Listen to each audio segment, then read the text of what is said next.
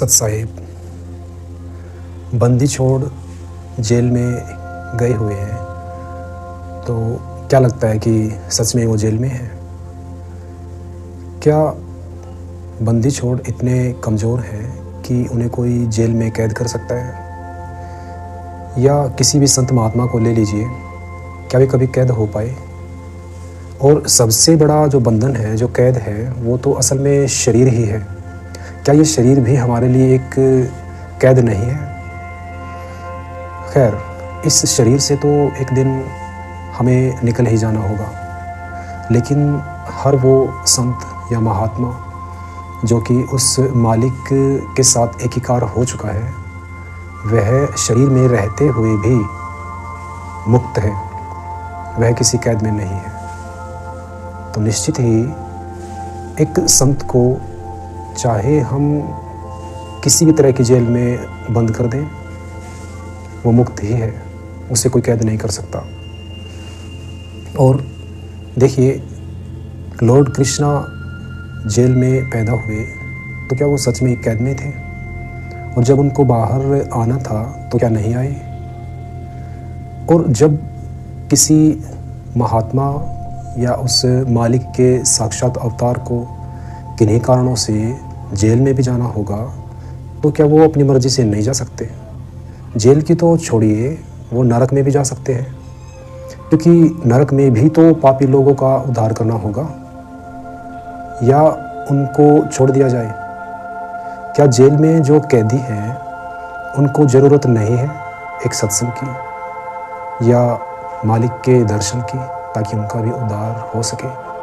तो मुझे लगता है मालिक कभी जेल में गए ही नहीं।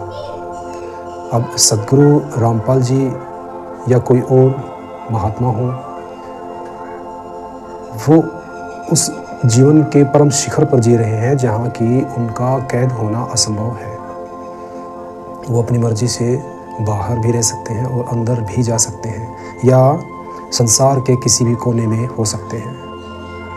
तो जो ज़रूरत है, स्थितियों के मुताबिक उनको अपनी लीलाएं करना होता है।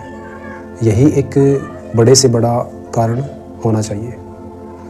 तो इस भूल में तो हमें रहना ही नहीं चाहिए कि एक महान महात्मा या साक्षात मालिक को जो कि दर्शा रहे हैं हमें, जिनके रूप में हम मालिक को ही देख रहे हैं, कि उन्हें कोई कैद कर सकता है। इस गलती में तो हमें रहना ही नहीं चाहिए। तो वो कभी जेल गए ही नहीं, तो ये प्रश्न भी उठता ही नहीं कि जेल से वापस आएंगे कब, वो आ ही चुके हैं। क्या लगता है कि कुछ ऐसे भक्तजन भी हुए हैं जो कि साक्षात अपनी भक्ति या अपनी सच्चाई के उस रास्ते पर चलते हुए, मालिक की बंदगी करते हुए, मालिक के दीदार या दर्शन कर लेते हैं, पृथ्वी के चाहे वे किसी भी कोने पे क्यों ना हो। तो मालिक जेल में कहाँ हुए? उनके दर्शन तो अब भी कर रहे हैं लोग। तो निश्चित ही वो सदा ही परम मुक्त हैं, परम आज़ाद हैं। हमारे लिए ऐसा सोचना निश्चित ही एक छोटी सोच का लक्षण की तरह दर्शाता है। तो परमात्मा सदा से ही मुक्त है। अब परमात्मा चाहे साक्षात किसी संत महात्मा के रूप में है या किसी और रूप में है, तो मालिक सदा मुक्त है, आज़ाद है, और उनका जेल में होना भी सिर्फ एक लीला मात्र है। वो सदा से ही बाहर हैं और अंदर भी हो सकते हैं। हमें ऐसा समझना होगा। यही हमारा विषय था। सत साहिब।